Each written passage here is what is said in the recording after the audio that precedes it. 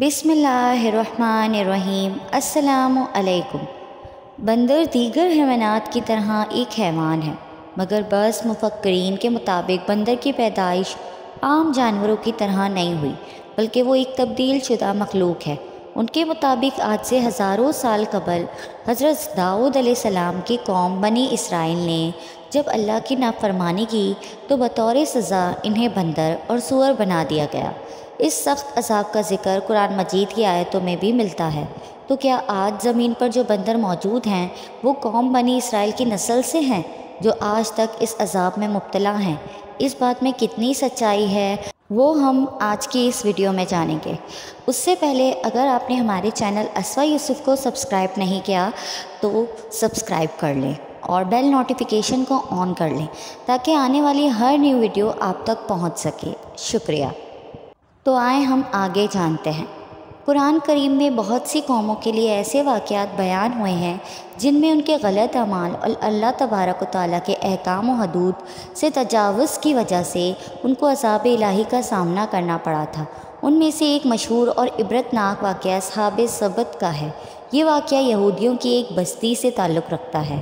یہ واقعہ حضرت داؤد علیہ السلام کے دور کا ہے۔ اس زمانے میں حضرت یعقوب کی اولاد بنی اسرائیل کہلاتی تھی۔ ان کی آبادی لاکھوں میں تھی جو ارض فلسطین اور یروشلم میں آباد تھے۔ ان میں سے ایک قبیلہ بنی اسرائیل سے علیحدہ ہو کر ایک دریا کنارے ایلا نامی بستی میں آباد ہو گیا۔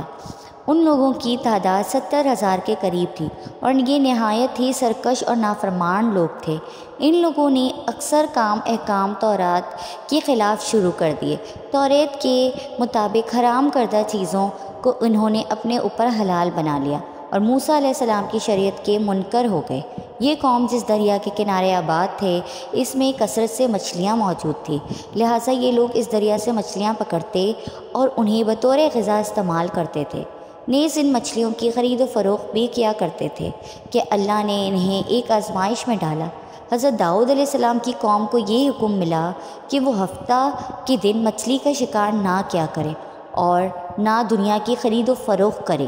اس دن ان کے لیے مچھلی پکڑنا حرام کر دیا گیا، البتہ انہیں ہفتے کے علاوہ دوسرے دنوں میں مچھلی پکڑنے کی اجازت تھی۔ اس قوم نے اتوار سے جمعرات تک مچھلی پکڑنا شروع کر دی، مگر ہفتے کو مچھلیاں دریا میں زیادہ ہوتی ہیں اور باقی کے 6 دن کم ہوتی۔ ہفتے کے دن جب بھی حضرت داؤد علیہ السلام کی قوم دریا کے پاس آتی تو اتنی زیادہ مچھلیاں دیکھ کر ان کا دل بے ایمان ہو جاتا۔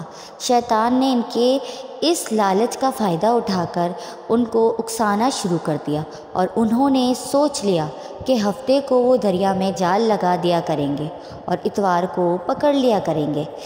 اس طرح کچھ لوگوں نے جال لگا لیے اور کچھ لوگوں نے چھوٹے چھوٹے حوض گھر تک بنا لیے اور اس کا دریا تک راستہ بنا دیا۔ ہفتے کے دن جب مچھلیاں حوض اور جال میں آ جاتی تو وہ اسے پکا کر کھا لیتے۔ بستی میں اللہ کے کچھ نیک بندے بھی موجود تھے جو کہنے لگے، اے لوگو، اللہ نے ہفتے کے دن شکار کرنے سے منع کیا ہے۔ یہ جو تم جال پھینکتے ہو یا چھوٹے چھوٹے تالاب بناتے ہو، ان میں ہفتے کے دن اگر کوئی مچھلی پھنستی ہے تو یہ شکار ہفتے کے دن کا ہی ہوگا۔ اللہ کا عذاب سے ڈرو، اللہ کی نافرمانی نہ کرو۔ وہ لوگ ان لوگوں کا مذاق اڑانے لگے اور کہنے لگے، ہماری جو مرضی ہوگی وہ ہم کریں گے۔ تو یوں اللہ کے بندوں نے بستی کے بیچ میں ایک دیوار کو کھڑا کر دیا اور یہ حکم نافذ کیا کہ اللہ کی نافرمانی کرنے والے اس طرف ہو جائیں اور ہم جو اللہ کے فرما بردار ہیں اس طرف رہیں گے۔ وہ سارے لوگ بار بار ان سے کہتے رہے، لوگو، اللہ سے ڈرو، قوم سمود اور قوم لوط کا جو حشر ہوا ہے اس کو یاد کرو، اللہ کی نافرمانی نہ کرو ورنہ تم پر بھی کوئی عذاب آ جائے گا۔ وہ سارے نافرمان جن کی تعداد 12,000 کے آس پاس تھی سب ہنستے رہے اور کہتے رہے، یہ تو سب کتابی باتیں ہیں، ہم پر کوئی عذاب نہیں آئے گا۔ بس جیسے ہی وہ گروہ 2 حصوں میں تقسیم ہو گیا، آج وہ جو اللہ کے فرما بردار تھے اور دوسرے وہ جو اللہ کے نافرمان بندے تھے دیوار کے اس طرف تھے، وہ نافرمان پوری رات ہنستے رہے اور مذاق اڑاتے رہے اور اللہ کے خاص بندے دیوار کے اس طرف اللہ سے معافی مانگتے رہے۔ اگلے دن جیسے ہی صبح ہوئی اور نیک و صالح انسان اٹھے، انہوں نے محسوس کیا کہ دیوار کے اس طرف سے کسی انسان کی آواز نہیں آ رہی۔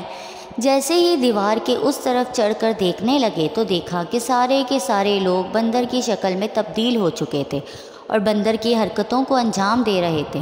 ان لوگوں میں سے جو ان کے رشتہ دار تھے انہوں نے ان بندروں کو کپڑوں سے اپنے رشتہ داروں کو پہچانا اور جی بھر کے رونے لگے اور اللہ سے معافی مانگنے لگے۔